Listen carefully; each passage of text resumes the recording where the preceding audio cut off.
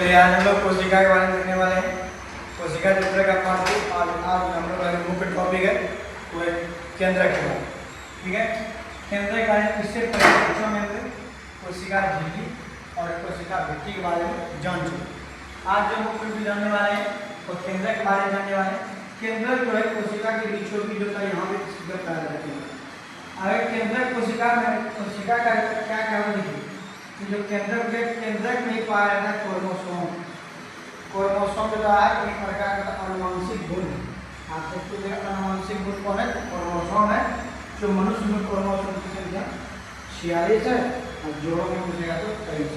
ठीक, और क्रोमोसोम का माता और पिता के ऊपर डीएनए से उसका बेटा बेटी होता है लक्षण रहता है। डीएनए से आता है लक्षण, आनुवंशिक लक्षण आता है। उसके बाद डीएनए का पूरा नाम डीऑक्सीराइबोन्यूक्लिक अम्ल है। ठीक, क्रोमोसोम याद रखिएगा, बहुत अच्छा प्रश्न है। क्रोमोसोम डीएनए और प्रोटीन की बनी होती है। क्रोमोसोम डीएनए और प्रोटीन की बनी होती है। डीएनए की क्रियाखंड को जीन कहते हैं। डीएनए की क्रियाखंड को जीन कहते हैं। ठीक, याद रखिएगा सब क्वेश्चन जो बोर्ड पे है इंपॉर्टेंट क्वेश्चन। और कोशिका का विभाजन जो नहीं होता है अर्थात डीएनए, अगर जिसमें कोशिका विभाजन नहीं होता अर्थात डीएनए उस पता है क्रोमेटिक पदार्थ के रूप में आता है। जिसमें कोशिका विभाजन नहीं होता है उसमें डीएनए क्रोमेटिक पदार्थ के रूप में आइए इस पर हम कहते हैं। क्रोमेटिक होता है, क्रोमेटिक होता है बैक्टीरिया होता है, कोशिका क्षेत्र होता है कम होता है इसलिए उसमें झिल्ली नहीं होती। जिस जीवों में कोशिका क्षेत्र होता है कम रहेगा उसमें झिल्ली नहीं पाएगा। ठीक, कोशिका में दो प्रकार होते हैं, एक प्रोकैरियोटिक कोशिका, एक यूकैरियोटिक कोशिका।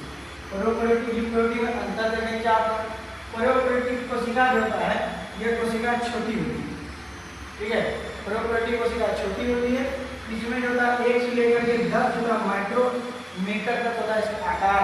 लेकिन इसका यूकैरियोटिक वाले इसकी कोशिका बड़ी होती है और यह 5 से लेकर के 100 माइक्रोमीटर तक का होता है इसकी लंबाई होती है। और यहाँ देखिए दूसरा कि प्रोकैरियोटिक में केंद्रक होता है नहीं होता है, प्रोकैरियोटिक में केंद्रक नहीं होता है, जबकि यूकैरियोटिक में केंद्रक होता है। जिसमें केंद्रक होगा वो उसमें अंग भी बनेगा।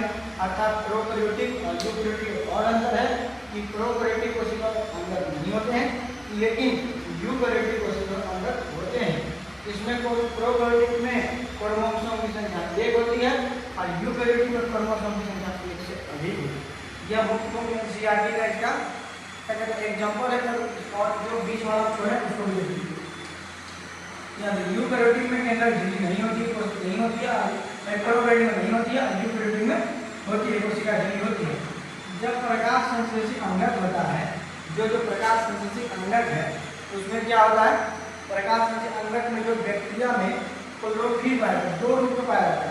देखिए बैक्टीरिया में क्लोरोफिल अगर पाया जाएगा झिल्लीदार में उसको कहेंगे हम लोग प्रोकैरियोटिक। उसमें झिल्लीदार क्या रूप में पाया जाएगा? और यूकैरियोटिक कोशिका में क्लोरोफिल का प्लास्टिक के रूप में क्लस्टर के रूप में होता है। यूकैरियोटिक में क्लस्टर के रूप में होता है और प्रोकैरियोटिक में जो होता है उसमें होता है क्या? झिल्लीदार के रूप में।